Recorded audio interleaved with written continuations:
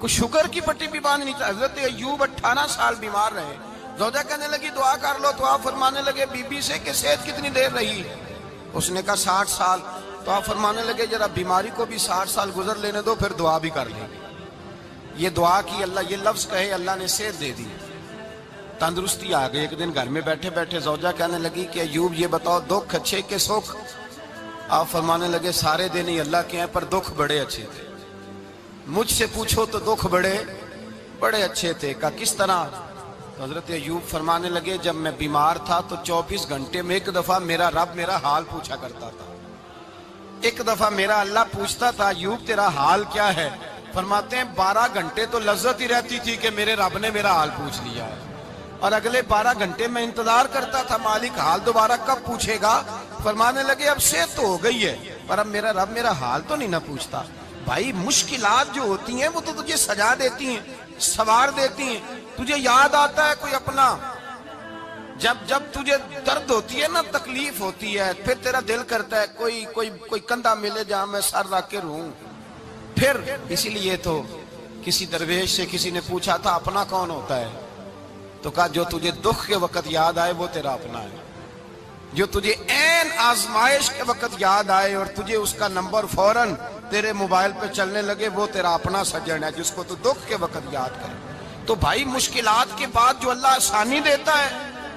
حضرت ابراہیم کو آگ میں بھی پھینکا گیا، حضرت ابراہیم علیہ السلام کو ستایا بھی گیا، نکالا بھی گیا، لیکن جب ان مشکلات سے گزرے تو میرا رب فرماتا ہے وَإِذِ ابْتَلَىٰ إِبْرَاهِيمَ رَبُّهُ بِكَلِمَاتٍ فَأَتَمَّهُنَّ قَالَ إِنِّي جَاعِلُكَ لِلنَّاسِ إِمَامًا. کہا جب ابراہیم پورے اترے تو پھر ہم نے انہیں امام بنا دیا. یا اللہ کس طرح کی امامت دی؟ فرمایا میں نے اتنی اعلیٰ شان عطا کی ہے کہ اپنے لاڈلے رسول کو جناب ابراہیم کی نسل میں پیدا فرما دیا ہے. میں نے مصطفیٰ کو ان کی نسل میں پیدا کر دیا، قیامت تک کے لیے ان کا وقار بڑھا دیا. اللہم صلی علی محمد وعلی آل محمد کما صلیت علی ابراہیم وعلی آل ابراہیم. ان کی عظمت بڑھا دی، اس لیے کہ جب وہ آزمائش سے گزر کر کے آئے پھر جو آسانی دی. میرے نبی پاک صلی اللہ علیہ وسلم نے دین ابراہیمی کی بہت ساری چیزوں کو رکھا. کہا میں ملت ابراہیمی پہ ہوں. جب کوئی مشکلات کو عبور کر کے آتا ہے، جب کوئی تکلیفیں سہ کر کے آتا ہے، اس کے لیے جو اجر ہوتا ہے، اس کے لیے جو پھر اللہ کتنی ذرا بڑی توجہ کیجئے گا. لوگ سمجھتے ہیں فلاں آدمی مشکل میں ہے تو شاید مشکل میں ہی رہے گا، فلاں آزمائش میں ہے تو شاید میرا اللہ فرماتا ہے ایک مشکل دے کے میں 2 آسانیاں بھی دوں گا. تم مشکل دیکھ رہے ہو، مشکل نہ دیکھو، وہ جو اس کو بعد میں آسانی آنے والی ہے، اور ڈبل جو میں اس پر نعمت کرنے والا ہوں اس کو دیکھو. حضرت یوسف کو بھائیوں نے کنویں میں ڈال دیا تھا، اور جب کنویں سے نکلے تو مصر کے بازاروں میں بکے، اور پھر زلیخا نے الزام لگایا تو حالات بگڑ گئے. حضرت یوسف کو جیل جانا پڑا. کتنی کٹھن زندگی تھی، لیکن میرے مالک کو کچھ اور ہی منظور تھا. کنویں میں گرنے والے، بازار میں بکنے والے، جیل میں جانے والے، الزام لینے والے جناب یوسف کو رب کریم نے اسی مصر کا بادشاہ بنا دیا. اللہ پاک نے اسی مصر کا حکمران بنا دیا. یاری تیری سونا ہے پر ازمیشاں تیریاں اگ. اے سونا پرکھیا جاوند آئی پہلو نال اگاں دے لگ. اس کے لیے تھوڑا سا جتن کرنا پڑتا، تھوڑے کٹھن حالات سے گزرنا پڑتا، تھوڑی آزمائشوں کا روپ دیکھنا پڑتا. ہم چاہتے ہیں کہ ہمیں چھیڑے کوئی نہ کوئی تکلیف نہ آئے، کوئی آزمائش. یہ ہو نہیں سکتا میرے بھائی. نامی کوئی بغیر مشقت نہیں ہوا. 100 بار جب عقیق کٹا تب جا کر نگی ہوا. ہم چاہتے ہیں کہ ہمیں کچھ بھی دقت نہ آئے، مشکلات نہ آئے. اور مشکلات تو انسان کو سنوارتی ہیں بھائی، وہ تو نکھارتی ہیں. کبھی پوچھا کرو جا کر کے کسی گندم کے دانے سے کہ تو کہاں سے ہو کے آیا ہے، کہاں سے نکل کے آیا ہے، تو وہ بتلائے گا کہ بڑے مشکل مراحل سے گزرا ہوں اور پھر اللہ نے مجھے طاقت دی ہے کہ میں انسان کے وجود کا حصہ بناؤں. تو بھائی کٹھن مراحل، آزمائشیں، تکلیفیں یہ انسان کو بڑا انسان بنا دیتی، یہ اس کے لیے ترقیوں کا پیش خیمہ ہوتی. ہمارے جوان پریشان ہو جاتے ہیں، عورتیں خاص کر کے اس بات پہ توجہ کرے، وہ بڑی جلدی غم لے جاتی ہیں. وہ کہتی ہیں جانے میرا کچھ ہوگا ہی نہیں، جانے میرا کچھ ہو ہی نہیں سکتا. میرے بھائی درجنوں اور بیسیوں لوگ ایسے ہیں جن کی اولادیں نہیں تھی لیکن نام ان کا ان سے بھی زیادہ ہے جو بڑے بڑے صاحب اولاد. حضرت خواجہ معین الدین اجمیری کو جانتے ہیں آپ لوگ؟ نہیں، جو جانتے ہیں وہ بولے جانتے ہیں جی؟ لو جی، کافی سارے جانتے ہیں، تھوڑے جی رہ گئے نا۔ جانتے ہیں نا خواجہ صاحب کو؟ ان کے کسی بیٹے کو جانتے ہوں؟ نہیں جانتے، نہیں جانتے، نہیں جانتے آپ ان کے بیٹے کو۔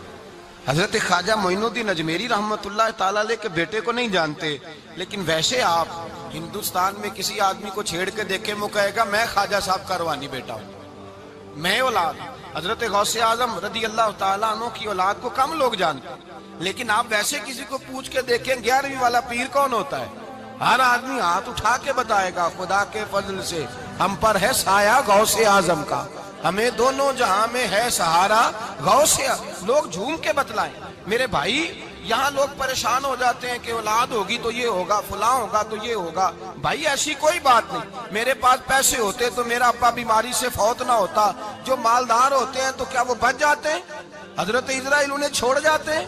او خدا کے بندے، تو کیسی بات کر رہا ہے؟ یاد رکھ، یہ جو آزمائشیں ہوتی ہیں، یہ جو تکلیفیں ہوتی ہیں، یہ جو تھوڑے سے مشکل حالات ہوتے ہیں۔